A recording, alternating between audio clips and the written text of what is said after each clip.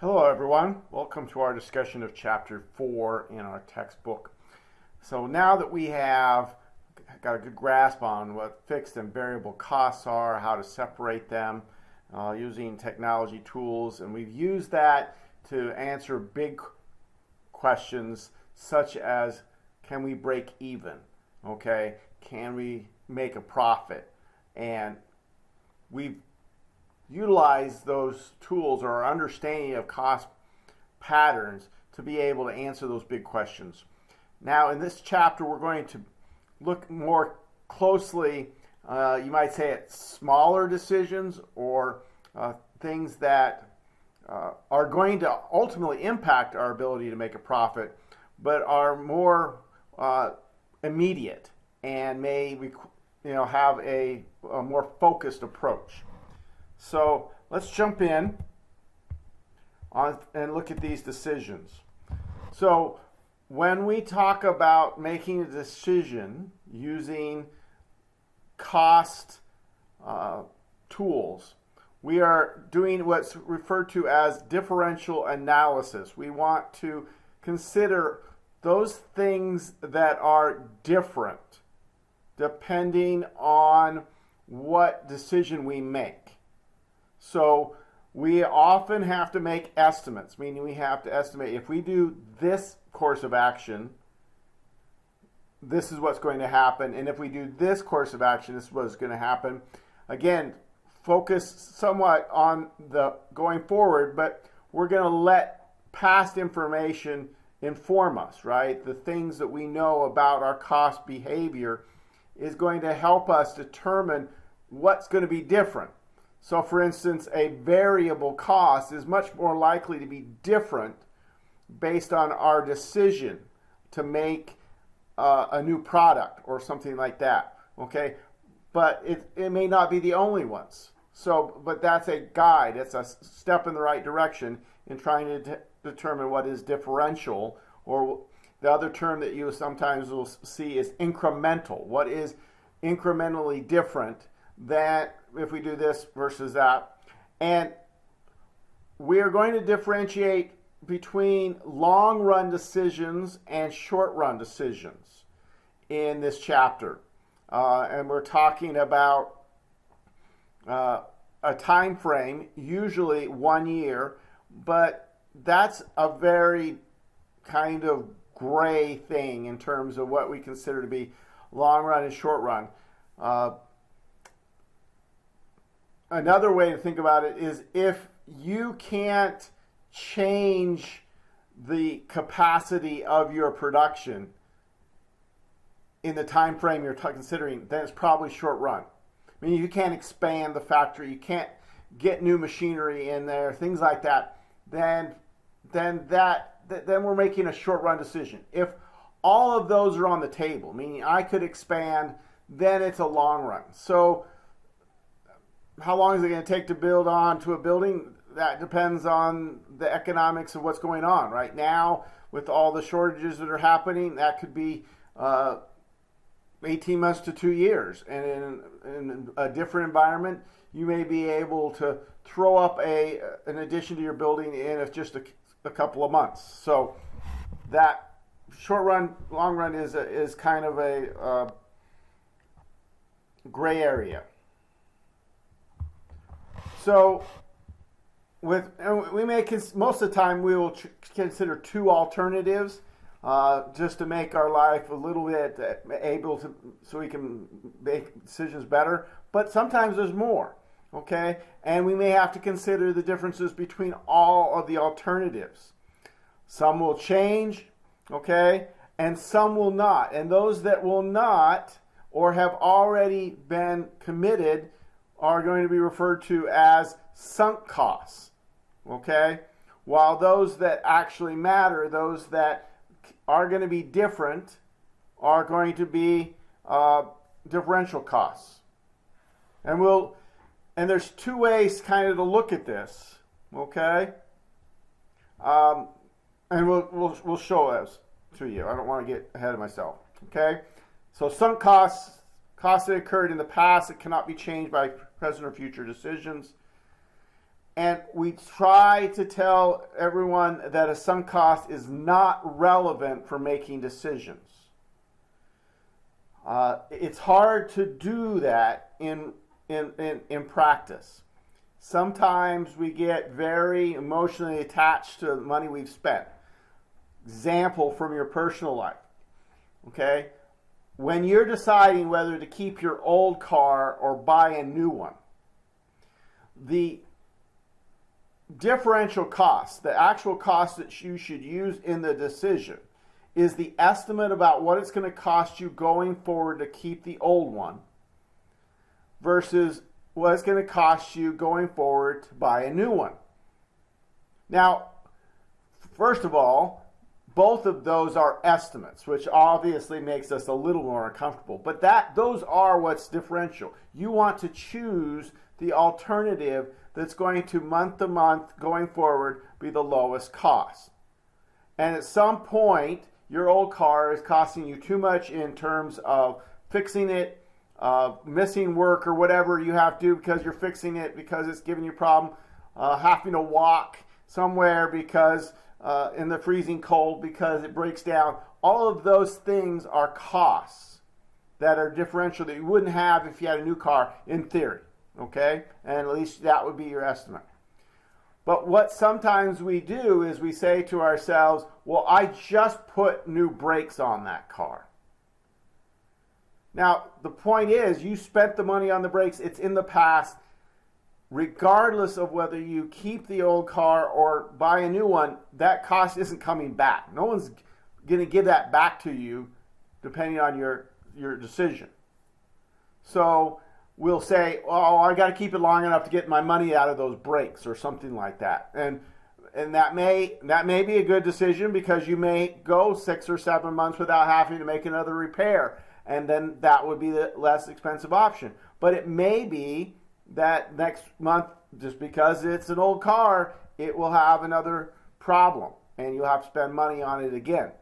Okay? So putting brakes on it, okay, other than the fact that you think my brakes aren't going to be a problem for the next little while, and therefore that cost is something that's basically the same between a new car and your old car, is because your brakes are new, and therefore that aspect of the car is going to cost you, basically the same as a new car going forward. So you see how we get vetted to sunk cost. We already spent so much money on a certain project, therefore we must continue it even though we look at the differential cost going forward and say it doesn't make sense. So that's why we have to be careful. So when we consider differential cost and when we set up like a spreadsheet or some type of analysis, we can break it. There's multiple ways to set it up. Remember, not rules or regulations about how these things should be laid out. So one alternative is just to do the whole detailed statement, what we're doing now, what is going to happen if we do the alternative, okay, estimate, and it should be going forward. It should say, this is what the status quo, if we don't change anything, this is what we'll have next year. And this is, if we change something, this is what will happen next year. But we can get just as good of information and if we just consider the difference. So some folks would say, okay, we need to list the status quo and the alternative side by side, make a comparison. Others would say, okay, just calculate the difference. Just see what the difference is in the revenue. If the revenue is going to cover the variable costs, we're good because we know fixed costs aren't going to be changed, right? Because of the decision, because most of the time fixed costs don't change with volume. All right, so in this case, our alternative was going to increase our sales revenue and our variable costs. Okay, we could consider just the difference in sales revenue and just the difference in variable costs and say, yes, this is a decision that we should go forward with, assuming that the fixed costs are not going to change, which may or may not be the case, depending on what kind of fixed costs we're looking at. And we'll talk a little bit more about that later. So the first kind of group of decisions we want to talk about have to do with pricing, what to charge our customers. All right, so a couple of principles that we are operating in the back of our mind. We got to cover variable costs. It makes no sense whatsoever to sell to customers, all right, a product for less than the direct materials, the direct labor that goes into making that product, those variable costs, okay? It doesn't make any sense except if it is a marketing ploy, okay? So maybe you have, and some of you have heard of loss leader concepts, where you actually sell something for less than it costs so that you bring people into your store and they buy other stuff. But absent that, that decision doesn't make sense in the short run or the long run. To cover, you need to at least cover your variable costs. Now, in the long run, you need to not only cover your variable costs, you need to cover at least some portion of your fixed costs. Because if you can't cover your fixed costs from the contribution margin of all of your products, then you go out of business. I mean, you still aren't successful, can't make a profit, regardless, okay? And if you can't cover your fixed cost, it doesn't matter which costs you can't cover. In the long run, you have to cover them all in order to be able to make a profit, okay?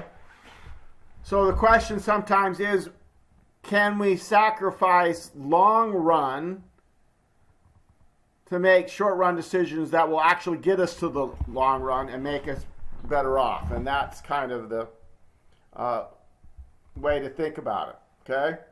So again, a reiteration about the short, long run. Again, the 1 year is kind of an arbitrary decision, okay? A short run decision where we can't really change our factory or whatever may be for a one-time promotion or special order, okay? And we'll talk about what we mean by a special order. But if we're deciding a new product, if we're going to set the price for a new model of automobile or something, an electric car, for instance, it needs to cover not just the variable cost, but that's a long-run pricing decision. And therefore, we have to cover fixed costs as well. So when we're talking about a special order, typically what is happening is a customer has approached us, okay, that in a way that they want a lower than normal price for some kind of usually a bulk order, out of the ordinary, something about that, maybe it's an extra big order, maybe it's during a time when we're slow or whatever, but there's something special about it and they're asking for a lower price. Obviously they come to us and just want to buy it for the regular price, the long run, then it's not a decision. We just sell it to them, okay? But if they want a concession or something that's different, okay, then we have option one, say no, okay, and just do things the way we normally do, or accept the special order, okay? So the first thing to think about when this comes up is, do we have what we refer to as excess capacity? Meaning, are we going to have to give up normal sales in order to make this special order? If so, we should say no. All right? In the nicest possible way, and the way of trying to accommodate the customer as best as possible, because that's what we do. But we're not going to give them a special price when that means we're going to sacrifice the ability to make other products that we can sell at a normal price. That doesn't make any sense. Okay? Because clearly it doesn't take much of a rocket science to realize that if you're going to sell the same product for a lower price, you're going to make less money. Okay? The question then becomes, if I do have additional capacity, meaning I am not going to have to give up other sales, am I willing to accept this lower price? Okay? So the type 1 is harkening back to our example we've used through the textbook and through our other PowerPoint slides. Desert Adventures had received a one-time offer for 5 additional tours at a discounted price of $700. So someone's come and said, we'll go on a 5-tour package, if you will, but we want, instead of your $900 price, we want a $700 price. Okay? And so you have this decision. And the first question is, do we have idle capacity? Do we have the ability on our schedule, okay, to book these tours? We are not going to bump our $900 tours, okay, for a $700 tour. That doesn't make any sense unless this customer is so amazing that we think that long run. But that's a very big risk, because once you give them a lower price, they may expect it. What we really want to know is this going to affect other sales? And if it's not going to become the norm, okay, we don't want everybody to expect $700 tours. We don't want other customers who pay $900 to find out too much about it and be upset or any of those things, because that could hurt us outside of any additional profit we make. Okay, so we need to consider all of those situations, and if we decide that this is a situation where that's not going to happen, this is a one-time deal, this is a customer that is doesn't necessarily talk with the rest of our clientele, and therefore it could work, and it wouldn't affect people paying $900 for the other tours. So you see there on the slide what's happening now, okay? That's the status quo, if you will, according earlier side of what we do with these tours. We're making $6,600, okay? So we build our alternative, okay?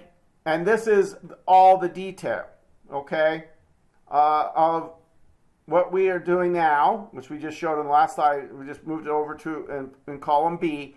And then column C, we're doing it with the additional tours, so revenue is higher, and those additional tours are going to cause more variable costs, but our fixed cost, notice, because they are fixed, is going to stay the same. So our operating profit is going to increase by $2,000.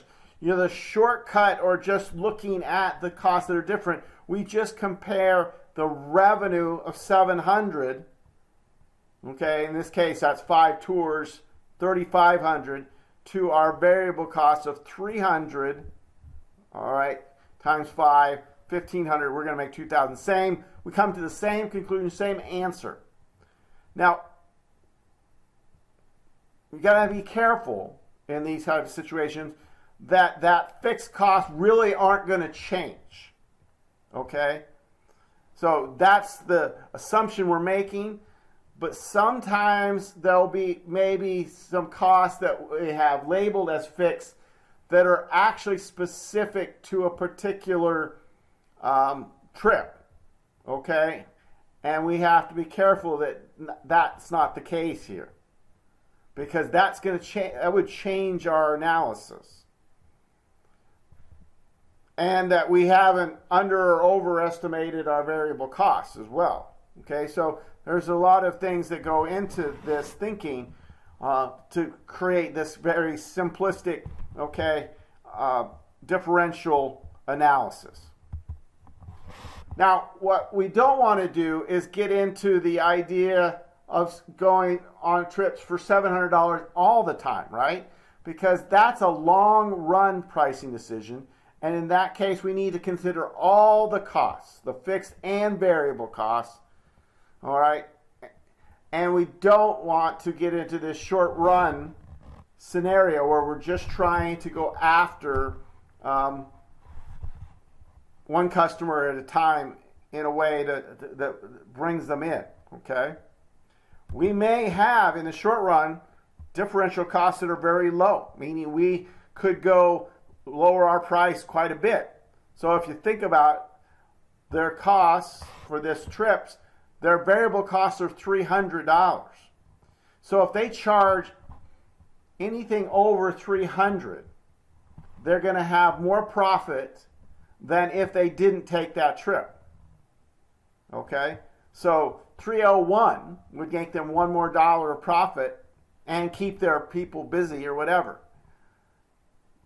That can get a little dangerous when you start thinking, oh man, we can get by, and that, because you can't do that in the long run. That's the recipe for disaster if you think of that in terms of the long run, because you're not considering your fixed costs at all.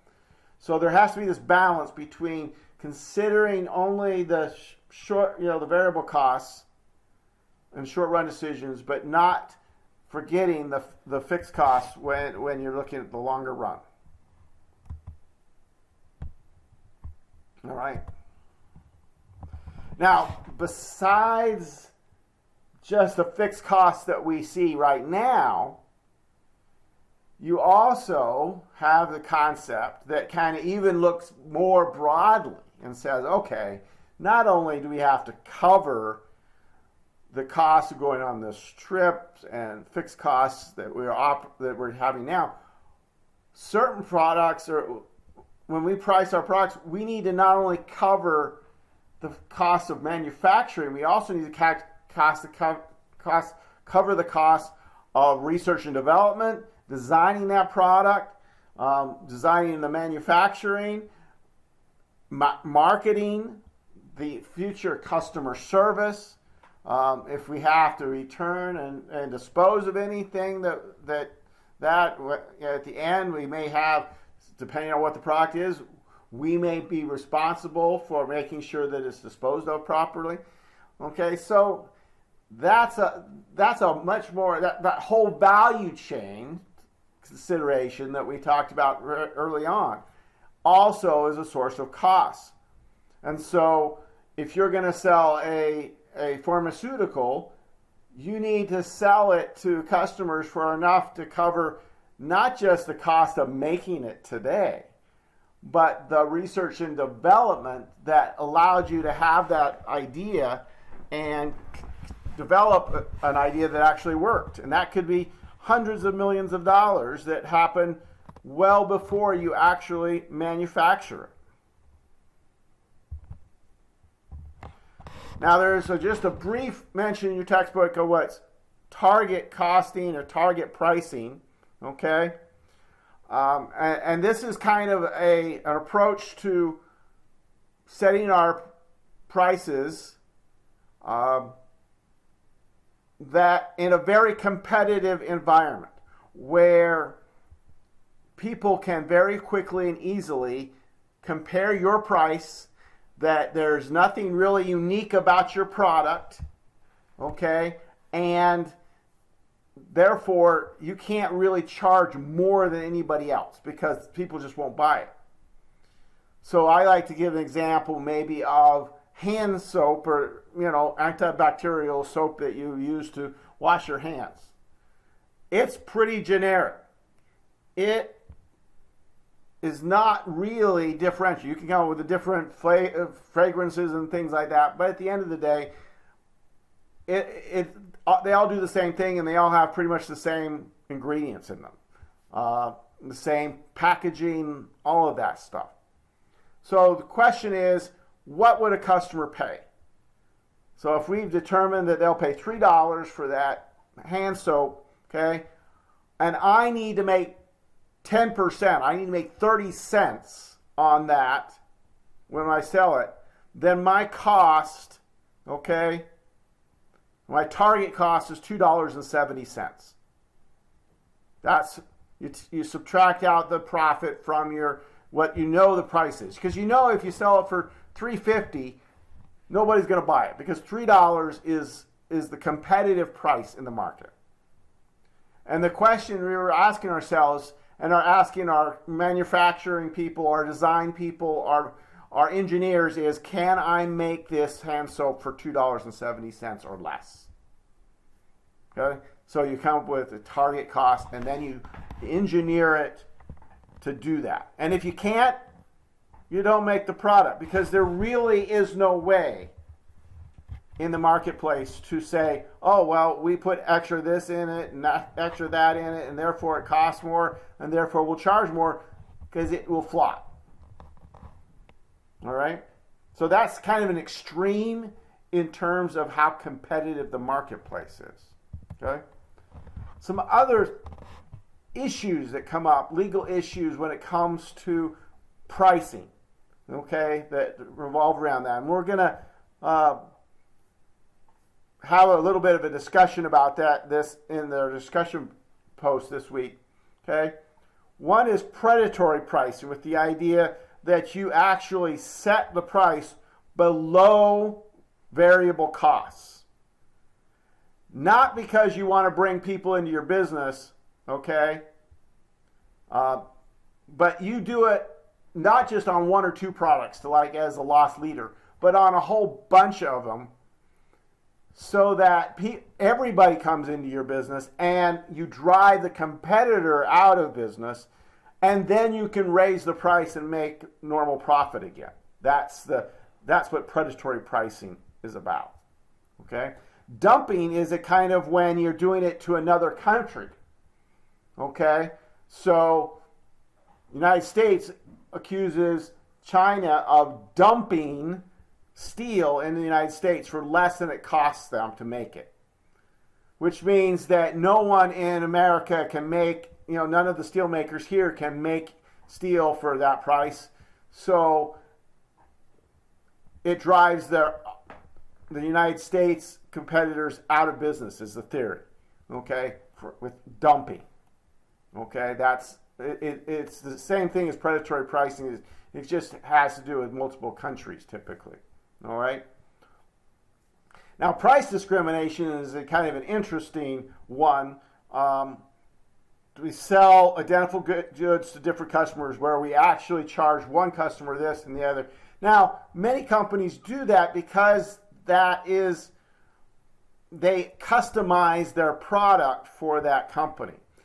That's okay. That's not price discrimination. That's giving the customer what they want. And if you want your software customized in a particular way, you're going to pay more than if you want a generic off-the-shelf type of thing. That sort of thing. But if you sell exactly the same goods and there's no differentiation for different customers. So customer A comes in with brown hair and you charge them $4, and the other person has blonde hair, so you give them a discount of $3. Okay? Now, you probably have heard of this happening, at least in short run, all the time. Senior citizens get a discount, okay? Other things for age or gender or things like that. And as long as but that is price discrimination. And sometimes it's looked on misfavorably, and sometimes it's treated as just fine. Okay, and things like that. So peak load pricing, that's the idea. You charge a different price based on when they use it. Use for much utility. Most of your big electricity users, okay, are on some type of peak load pricing plan with PP&L, where is our provider here in Pennsylvania. So if they pay a different price for electricity during the peak time of the day, the afternoon in the summertime when everybody's running their air conditioning. So if a company, okay, is doing things with electricity, then they're going to pay more than if they did it in the middle of the night. that's incentive for them to move production off of that peak time. Okay, and it actually is considered to be kind of a good incentive to spread out the demand.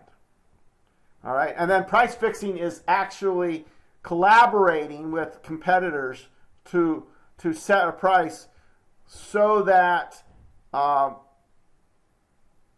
everybody makes set profit and they don't lower the price. Because in a competitive market, the idea is I look at my competitor and I say, oh, I'm going to sell it for a little bit less than what they're selling it to get customers to come in. I'm going to sell my gasoline for a little bit lower than the guy down the street and get people to come to my gas station. All right? Calling them up and saying, okay, we're all going to charge this amount for gasoline or for whatever, the airline tickets or whatever. So that nobody, we're all going to agree not to lower our price. That's price fixing, okay, in order to get more customers. And of course, it doesn't work very well because somebody will inevitably cheat on the price and then lower their price, and then everybody will go, well, now I got to lower my price. And so that's what we hope, is it doesn't work anyway. All right, so leaving pricing behind and moving to more production decisions, we have really 3 different production decisions we want to use this differential analysis for. Okay, make or buy. Do we make our product or buy them from someone externally? Add or drop our product. Which product should we make? Should we get rid of? And that segment can apply to customers. It can apply to different products. And then if we just choose to make multiple products and we have some constraint, some scarce resource, which one should we offer more of? Okay? So if we have to choose between making product A and B, which one should we choose? So let's jump in with a make or buy. Okay? So we're back to Desert Adventure. Okay? Their operating tours, expected volume of 150 tours. So the full cost of operating one of these tours is $1,480. Okay, but be careful because that includes fixed costs that are not going to go away. They do differentiate here between direct fixed costs. Okay, the direct fixed costs are truly because of the tours. And then common fixed costs are because they have the whole company and have nothing to do with these tours. All right, so they're going to still be there even if we don't do the tours. The $48,000 is going to go away because they're direct fixed costs if we don't do the tours, okay, at all. So we get an offer for someone else to do these for $1,400. So they're going to operate it under our name, you might say, and take care of all of the costs for $1,400. That's less than $1,480, right? So we might first, but remember that $1,480 is all the costs. We might be tempted at first to say, oh, that's a good deal, okay? So let's look at the differential analysis. Currently, we operate at 150 tours, okay? And these are our costs. And we've kind of ignored revenue for a minute, okay? So what we're focused on is minimizing costs. And our costs, if we continue to do it the way we're doing it, is right here, $222,000. If we outsource the tours, then our labor goes away, our food and prep goes away, our supplies goes away, and our direct fixed costs go away. And instead, we pay this outside firm, okay, we're buying the tours basically from somebody else instead of making them by doing them ourselves. $210,000. The problem is the common costs are still there. And therefore, the total costs, which common costs are the same either way, okay, that is going to be $12,000 higher. And so we would reject that alternative. However, if we are operating at 100, okay, tours, then when we buy the new tours, we spend 140, okay? Still make the cost go away, and our common costs stay the same, but that actually lowers our costs, and so we would be more likely to do that if we were operating at 100. Now, we're not operating at 100, we're operating at 150, so our initial decision would be to not outsource because the costs are higher. You could also include the revenues in there, and you find that the profit is lower. Okay, however it makes more sense. All right. Now, an additional piece of something like this, and what a lot of companies have to decide is if they outsource, if they get somebody else, they pay somebody else for it. Okay, is that cheaper? Maybe it's not cheaper, but maybe we could do something else with the space that we have allocated to that particular product. Okay? So in this case, we're at 150 trips, we're using a building. Okay? And if we don't have to do these trips, then we can make $40,000 from a different kind of trip, aerial excursions. That changes the differential costs. Okay? So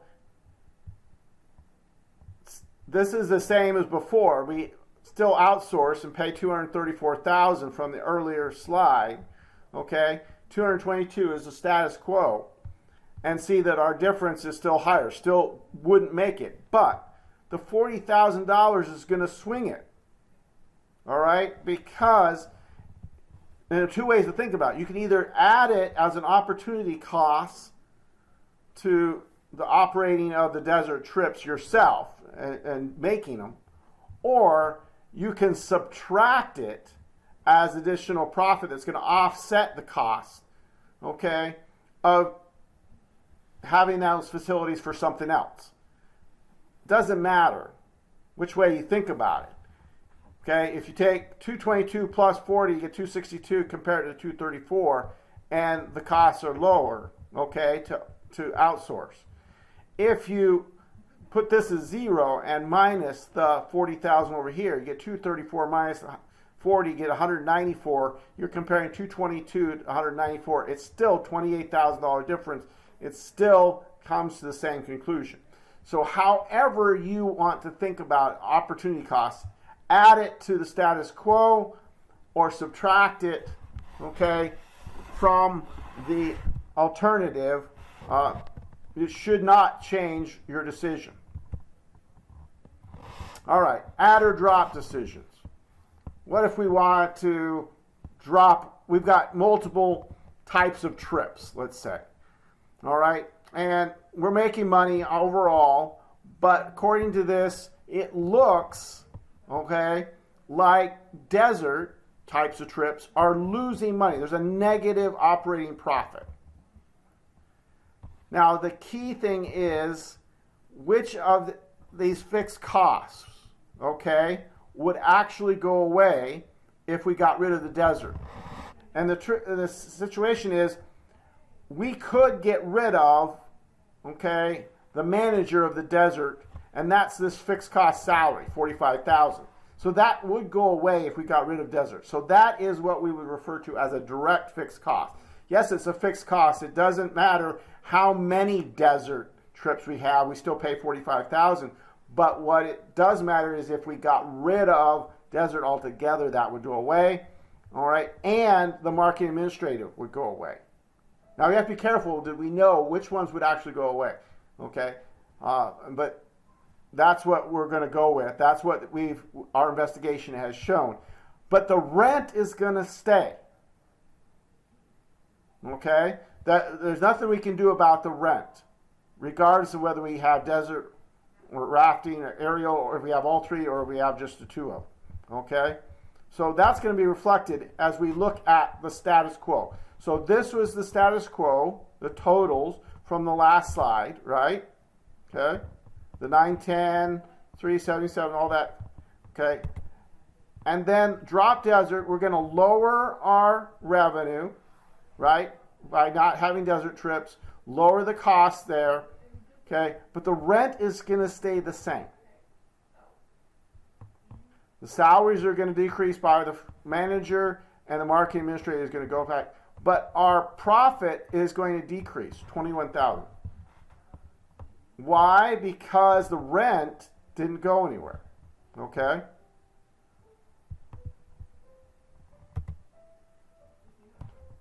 Now, choosing between products, our product choice decisions. This typically is be done using contribution margin. Products with higher contribution margins are going to be preferable over those with lower contribution margins. But what can happen is we may have constraints. We may have a limit on how much machine time, direct labor, whatever, available in our factory. That's a constraint. And so now we want to look at what the contribution margin is per unit of scarce resource. So example, here we have two products. We make metal frames and wood frames. While they have different variable costs and things, their contribution margin per unit is the same. All right, and that would mean that we would be, as a company, we wouldn't care which one we sold. We could sell, either one would contribute the same amount to our fixed costs and onto our profit. Okay?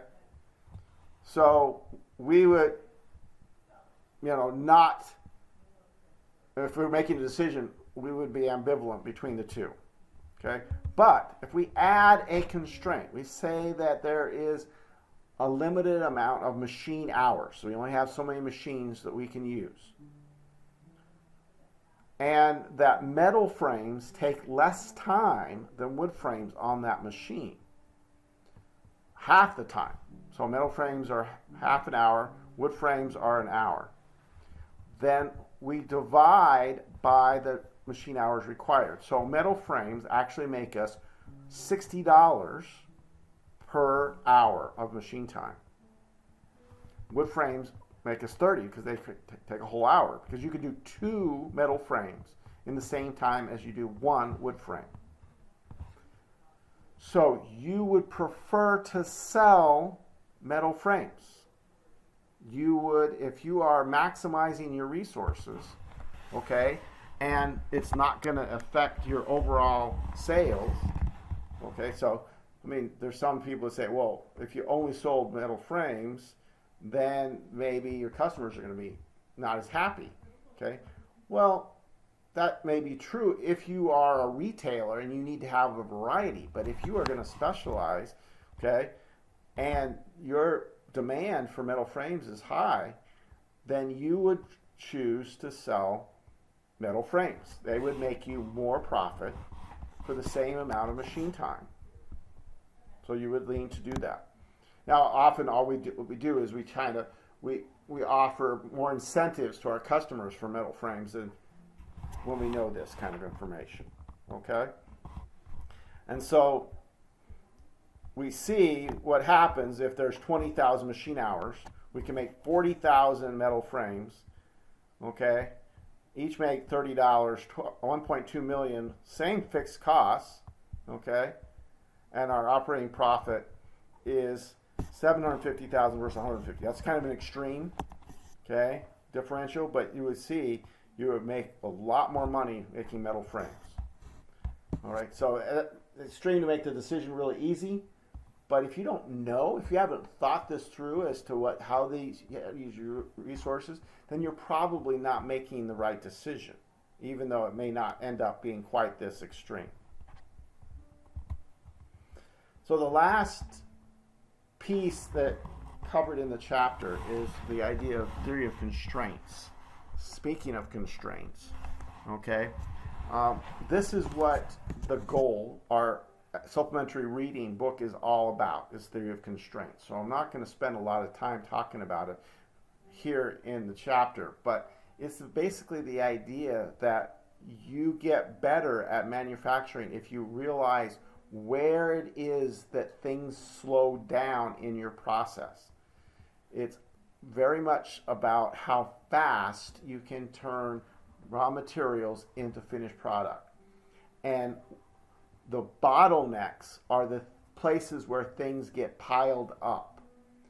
And literally, you can see it in everything around you, whether it be what's the bottleneck in getting vaccines to everybody. Let's say everybody wanted a vaccine, it would still be a bottleneck in that somebody has to give it to them. All right, and that they can't just give it to themselves. We can't mail it out. Okay, so there's a bottleneck. Bottlenecks at checkout stands at the store. It's not in picking out items. It's having enough checkers to make sure that you can use it. What have we done to reduce that bottleneck? Okay, we put in self-checkout aisles in most stores. Okay, that's to relieve that bottleneck because people were waiting in line. Okay, and sometimes they would get frustrated and they would come back. Okay, so that's a constraint. That's a bottleneck. You become better if you realize where they are, manage them, and so forth. All right, we'll talk more as we go through the text, the other book you're reading. Okay, about that concept.